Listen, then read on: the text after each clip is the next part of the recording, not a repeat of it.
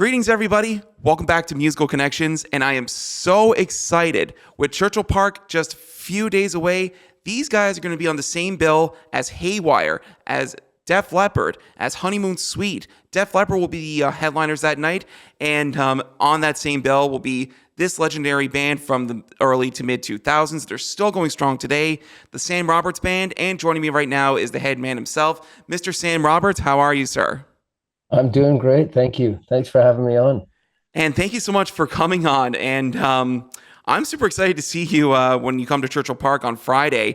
And I would imagine you're just as excited to come back to Newfoundland and Labrador, because the last time I believe you were here was 3 years ago when you were up in Labrador. No, actually, we were out at Iceberg Alley last June, so we snuck Okay. in there. We try to, and I think we were also at George Street Festival the year prior to that. So we try to get out there once a year, if we have our wish. So, but yeah, that was our first time we played at it was called the Iron Fest in Labrador a couple of years ago. It was the first ever edition of that new festival, and yeah, it was nice to break the ice in Lab City as well. Oh, 100%. And of course, Iceberg Alley and the George Street Fest, two of the other premier festivals here in St. John's. It's great to see Labrador really get into the festival market there with the Iron Fest. And of course, yourself, you're going to be coming here to Newfoundland and Labrador again on Friday, July 25th. You're on the same bill as I mentioned, Haywire from Prince Edward Island. You got Honeymoon Suite, one of the legendary 80s glam metal bands of the time. And you also got glam metal legends Def Leppard, who are going to be headlining that night. First things first, how excited are you to come back to Newfoundland and Labrador? And on top of that, how excited are you to be sharing the same bill as those three glam metal heavyweights? Yeah, I mean, now just hearing you say that, I kind of realize I might have to get like a wig for that one and get the hair going because I'm feeling a little undergunned with all that legendary quaff hitting the stage all in one night, you know. So I might have to visit the old Halloween wig shop and get something going.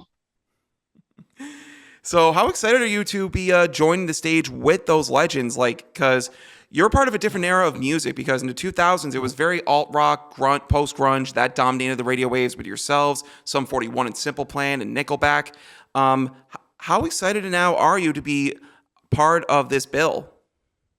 Yeah, those were bands that we grew up listening to. So it very much feels like, regardless of whether sort of the tone of the music changed over time, those are the bands that when we turn on the radio, when we're in sort of, our young, impressionable age, getting into rock and roll, as we're growing up and ripping around on BMX bikes, that was the music that you heard on the school bus in the morning,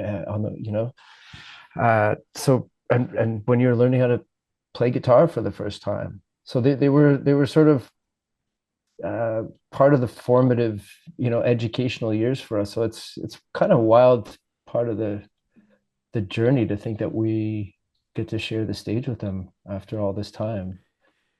Yeah, for sure. And of course, you're part of that different era, as I mentioned before, with all those bands that I mentioned from the 2000s and the 1980s. Like, you look at those bands like Chilliwack, Haywire is one of them. You had Honeymoon Suite, which was very big. Helix was on the go at the time, too. It's just Yeah, Glass different. Tiger. Glass Tiger, they're big as well. Yeah. Brian Adams, Tom Cochran, and Red Rider. I mean, 1980s when it comes to CanCon, I mean, take your pick. Take your pick on the legends that you can choose from to listen to. Yeah, I mean, we were sort of spoiled in those days for Canadian inspiration, and I see that in the sense that when you're starting a band, and which is we started a band in the late 1980s, and you're looking for precedents basically that show that you as a Canadian can sort of work your way into a life in music. These are the people that that we were able to sort of refer to. I mean, for myself as well, bands like Grapes of Wrath, Sloan in the early 1990s when they sort of came on the scene. These are the bands that we looked to say that, hey, yeah, uh, you can be from anywhere in Canada and still fight your way through and make a statement musically speaking. So yeah, this is it's a big night, and then to be able to have the international presence of Def Leppard in there, which is a band I think that we all we were all man, it was surrounded by them for a time in the 80s. Their music was everywhere. I mean, it was literally part of the air that you breathed in a lot of ways. So, you and I were talking about before the camera started rolling about these sort of moments in your life where you it's hard to compute what's actually happening, and that your path has led you to these kinds of shows, these kinds of nights. Well, this is one of those this is one of those times for me where it's just sort of, how do we go from playing air guitar in the bedroom to actually being up there on stage with these people? Yeah, it's crazy to believe that. I mean, like, if you really work hard at it and you really like you put in the time, all your dreams can really come true. But I think also too, like, I want to talk about that big gig you had back in 2003, which was Most Canadian Rocks for Toronto, and that's commonly known as SARstock. And you get to share the stage with rock and roll and music's biggest names like the Rolling Stones, AC/DC, the Guess Who, and Rush. But I also want to go back to how you started in music too. You said you were playing air guitar when you were growing up and just aspiring to be a rock star. So how did it all start for you, Sam? Well, I started playing music when I was 4 years old. I started taking violin lessons, and I still play classical violin to this Wow. day, and that was a really big part of my life. So basically, the answer is my parents forced me to start playing, and I guess I have to thank them for that now. But uh, it was sometime around, age 11, 12. Your hormones start changing, and you start thinking that maybe being in a rock and roll band is going to be, the way forward. And we started our first band shortly after that in high school, and yeah, we're still somehow miraculously doing it after all this time. So music itself has just been a big part of my life since before I can remember, honestly. And yeah, through those awkward teenage years, we managed to figure out how to write those first few terrible songs, and chipped away at it and kept. I mean, there's a lot of hard work that goes into it. It still is. It's still hard work to write good songs, and it's something that you have to really be devoted to, I think, and thick-skinned about, and persistent in chasing down the music that you think is going to move not just yourself or your bandmates, but the people around you, the people that you perform for. So it's been it's been a lifelong pursuit, and you never really feel like you've arrived anywhere. But to your point, there are these milestones along the way where it sort of defines a period of time in your life, or defines a period of that journey. And for sure, SARS stock was one of those milestones that sort of, yeah, it was a culmination of everything that we'd done up until that point. And again, one of those bizarre fantasy moments where you're up on stage with all these people that you've literally grown up listening to your entire life, and admiring and emulating. And then there's the door that concert opens for you going forward, and that becomes more on the opportunity side. Is, what do you do with that? How do you make the most of this new, uh, yeah, this new pathway? And that's kind of the shape of what a career in music feels like. You sort of, you work really hard, and hopefully it culminates in something. A new door is open, and then you're presented with the great unknown. It's like, okay, well, what do we do? What do we do now? And the answer for us anyway has always been, just go back into that place where music feels the most, yeah, essential to you, and really speaks to you. Try to blot out all the pressure on the outside, dig into that place as much as possible, and try to write good music. Because if you can do that, then you always feel like you have a little bit of solid ground to stand on when the Hmm. world gets a little bit murky and mysterious out there. Yeah, for sure. Now, of course, let's stick with that SARS stock gig. July 30th, 2003. The SARS epidemic was really starting to, gain some steam in the media, and then back back on that day on July 30th, 2003, SARS stock happened, and it was called Molson Canadian Rocks for Toronto. It was a who's who of music's biggest names, and then here you are, you're just hot off the release of "We Were Born Into a Flame," with songs like "Brother Down," "Hard Road," and "Where Have All the Good People Gone," have really dominated rock radio. You ended up winning a couple of Junos in 2004. And then you get to share the stage in 2003 with the Rolling Stones, AC/DC, Rush, the Guess Who reunited as well. So for someone who just put out their first album that very year, to be on that stage with all those legends, what was going through your mind, man? Yeah, just play and don't forget the words to the songs. I mean, it was literally like survival mode because there were 500,000 people out there. And I think the most we played maybe for a couple of thousand people, opening for the Tragically Hip. Before that, that was our, those were our biggest shows to date up until that point. So nothing prepared us for that moment. So we just got up there so revved up on adrenaline and got up on stage and, yeah, you're thinking this is a life defining moment, but what you're really thinking about is it just, dig deep, play, try not to let them see you sweat. And we did that, but we played so fast. So we only had 15 minutes basically, because there's so many bands on stage that night, and they had to sort of, people were, being swept off the stage and new, gear brought out and people running everywhere. It was total chaos. So we had our 15 minutes and we played so fast that I think we were done in 11, you Wow. know. And if you look, I've looked back at some of the footage and everything is in full on punk rock speed, like super, super fast. And that was just the sheer, yeah, the nerves, the adrenaline, everything just kind of coursing through your veins. And yeah, again, that it left a really deep impression on all of us, that moment.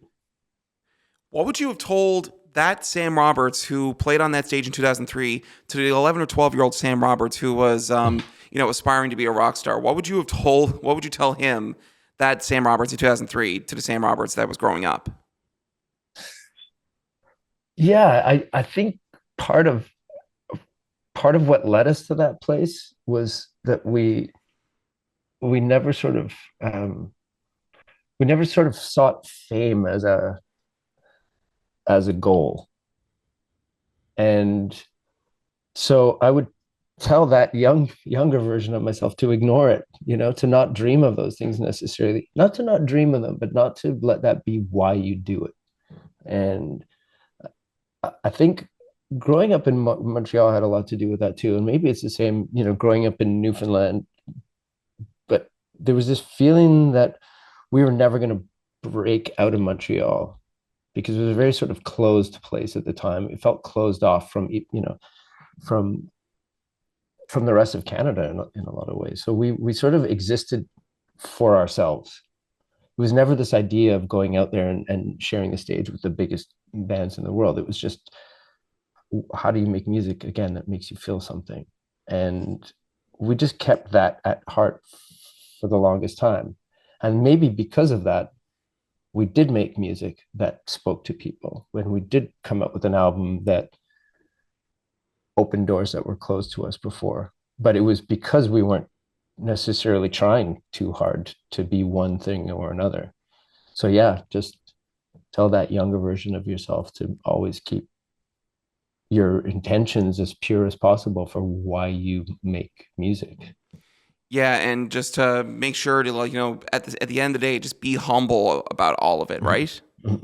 Yeah, and slow down. Don't play so fast. Just slow down. Take your time. Take all 15 minutes. For sure. Now, we were talking off the air here about the first time you played here in Newfoundland and Labrador.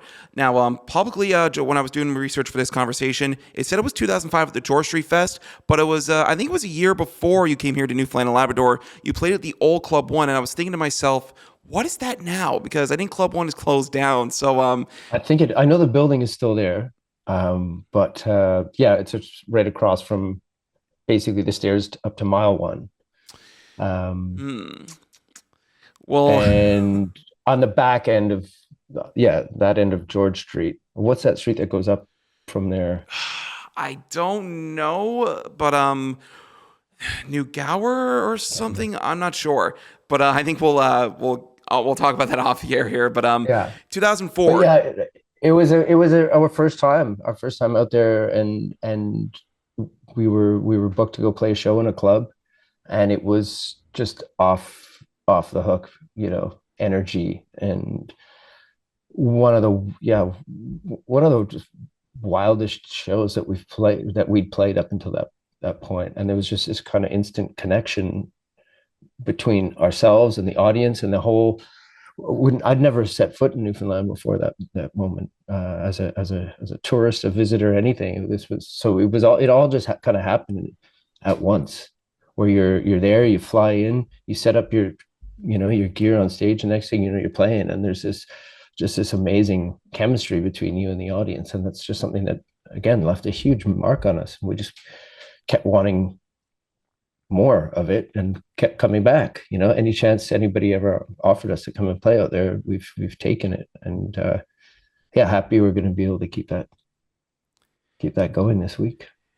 Absolutely. Well, we're very fortunate that you guys continue to choose Newfoundland and Labrador to come back to each and every single time because I think one of the big topics that I talk about here on this podcast is how hard it is for acts like yourselves to come to Newfoundland and Labrador just by, the cost of everything and, getting all the dates and logistics hammered out and stuff like that.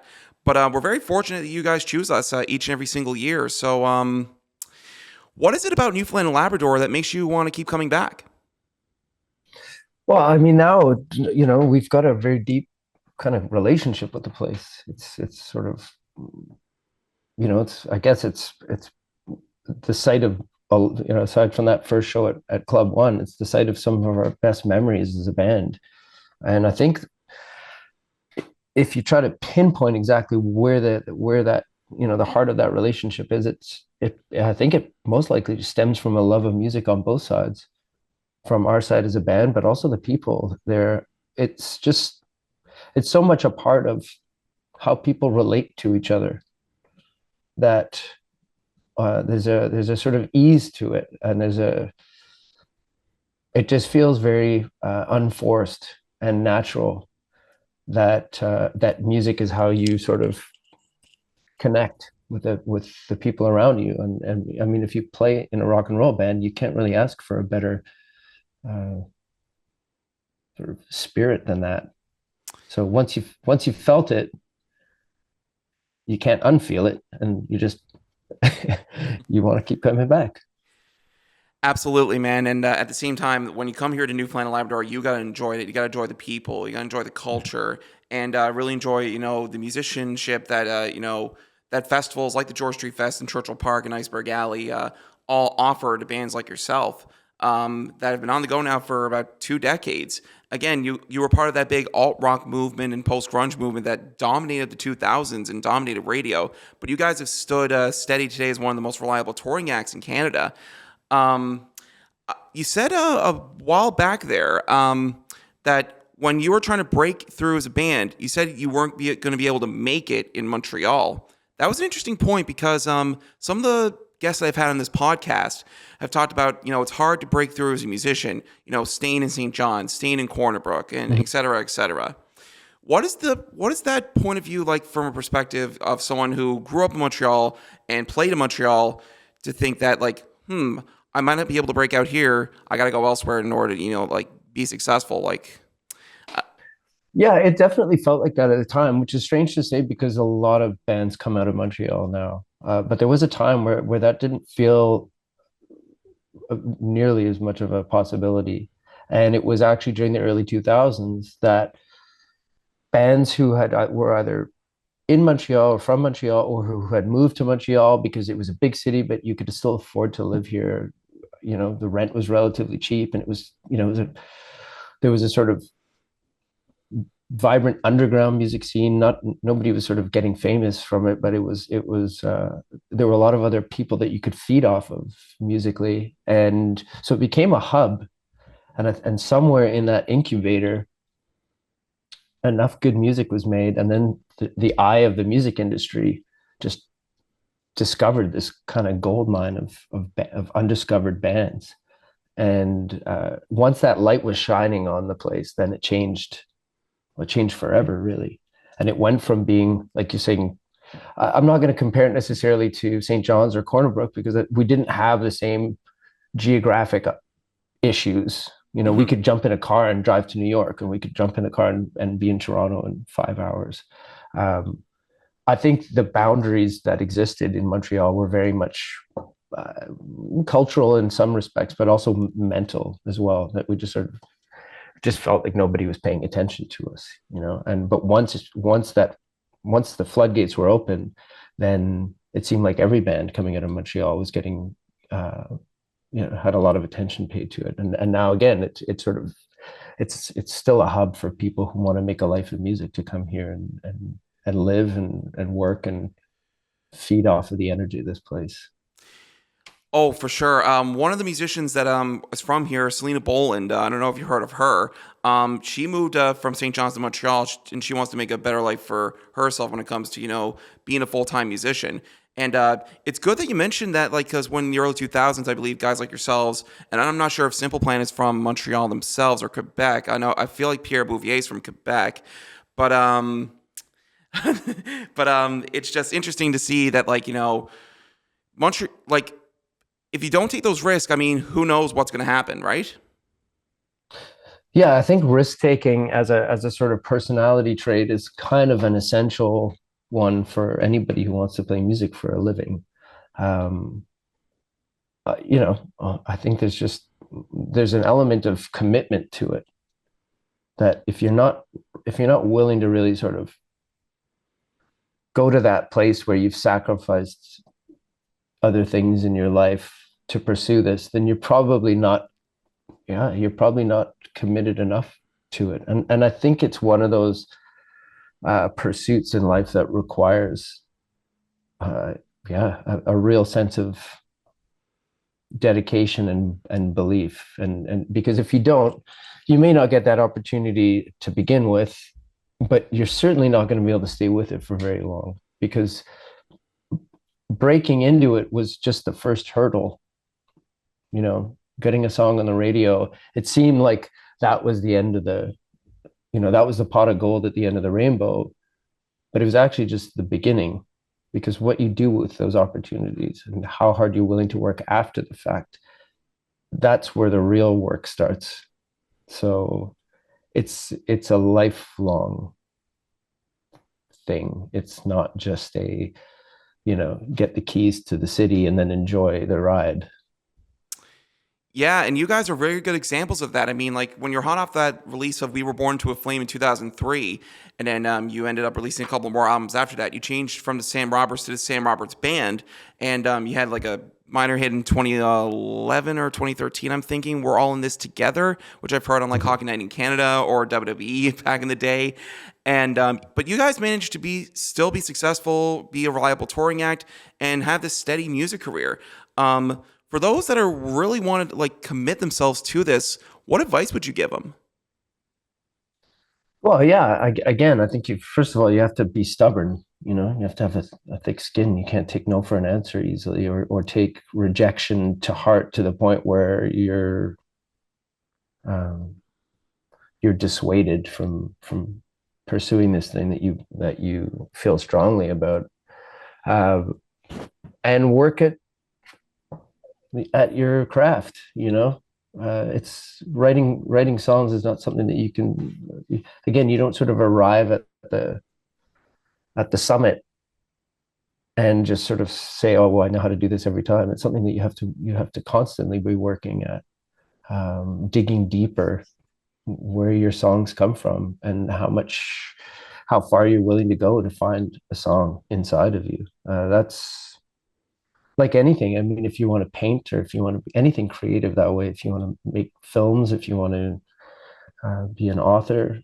you have to constantly look deeply into yourself and be willing to do that. It's not always a comfortable experience either, um, to find something meaningful.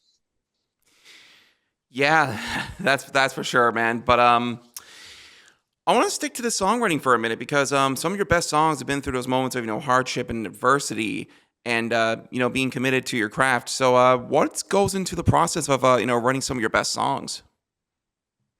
Well, the best ones I don't know. I mean, they just kind of, you're not deciding to write a good one or a bad one. It's just like that. Only time will tell. I mean, you sort of know when you're onto something. and some songs give themselves over to you more easily than others do. Some songs you have to like, it's like wringing water out of a towel, you know, it's like you got to work at it. And those can be the best songs sometimes too. So it really defies, uh, you know, prediction when you're sitting down to say like, oh, this is how I end up in the place that I want to be when I'm writing a song. I think what I've learned is to trust my own feeling about what I'm doing. That if I feel something, that somebody else will too. Maybe not everybody, but somebody will. So I sort of, you kind of learn to listen to that sort of voice that says, hey, you know, if I'm having an emotional response to either the music I'm writing or the words in the song or whatever it is, then there's some other human being out there that's going to find some of that same meaningfulness in it. And if you can keep that in your mind, then it kind of gives you the confidence to keep going. Absolutely, my friend. So when you come back here to Newfoundland and Labrador, Friday, July 25th at the Churchill Park Music Festival, for people who haven't seen a Sam Roberts band show, what can they expect? Well, I think the fact that we're getting up there on stage with Def Leppard means we're going to have to just throw everything we've got into this, because this is a lifetime opportunity for us uh, to go up there and make a statement, playing with one of the bands that we grew up emulating. You know, whether it was learning how to play guitar or learning how to sing way higher than I'm actually capable of singing. You know, that's what it was. Just shredding on guitar, like in my imagination anyway. The way that they did, and also writing great songs that kind of get everybody singing. So we learned a lot from listening to Def Leppard growing up, and I think that this is just a moment for us to show our respects by playing with everything we've got. Oh, for sure. So do you have a favorite Def Leppard song? What would that be and why? Oh man, I mean, I want to say, I think Animal, maybe Love Bites. I'm not sure. I mean, Pour Some Sugar on Me is the obvious answer to that, and that's the one that I think that got us all hook, line, and sinker. But I'm gonna go with Animal. And Don't ask me to sing it. I'm not going to be able to sing it either. I can't hit the notes that lead singer can. Now, of course, what haven't you done? What haven't you done in Newfoundland yet? You've been screeching a couple of times. You got to play many festivals here. What haven't you done here in Newfoundland yet? Man, I don't even know it. Geez, we've been cod fishing, we've been or jigging for cod rather. We've been whale watching, we've gone into some of the some of the communities a bit more out of the way as well, and kind of gone exploring. I'm trying to think. Um, I've never seen an iceberg. There we go. You never seen Gotta an see an iceberg. iceberg. No. Well, you gotta come. So Well, you got next time you come to Iceberg Alley, you gotta go see an iceberg because I yeah, think those are that's the most so I'm active. putting that top of the list for the next time. So, I there's also another act that's going to be playing with the Killers coming up on June 29th, or not June 29th, July Mhm. 29th. Like the summer's just flying by with how much I fun we're know. having, right? I know. But Nick Earl and the Reckless Hearts, they're going to be opening up for the Killers on July the 29th. Is there anyone here in Newfoundland and Labrador you have your eyes on that you probably will want to open for you? Oh man, I don't opening for us, but just playing. I love Mick Davis. I think his last record was amazing, and we played a bunch of shows with the Novaks back in the day, and I just think he's a great songwriter and amazing frontman. He always has been, and uh, definitely one of our favorites. And he's on pretty constant rotation when we're all traveling together. His tunes come up a lot, so I don't know about him opening, and just sharing the stage is always a pleasure with him. You should definitely go and listen to Nick Earl and the Reckless Hearts. I think they're very reminiscent of that early 2000s kind of sound that Mhm. you guys really set the bar for back in those days, and especially with Oh, Nickelback and Simple Plan and Sum 41 and all those other great mhm. bands. Now, of course, For people who want to find out more about Sam Roberts and where they're going to be playing to next and everything you're doing, where can they go? Oh man, onto our Instagram page and our Facebook page. I guess Sam Roberts Band dot whatever it is, because I'm not the details guy. So just look up Sam Roberts Band on any one of those platforms, and you should find all the information that you need. I'm not great at self promotion or No. posting pictures of my breakfast, but But one thing you what can really you are do? good. But listen, the one thing you really are good at is bringing us amazing, amazing music. We're looking forward to seeing you on July 25th.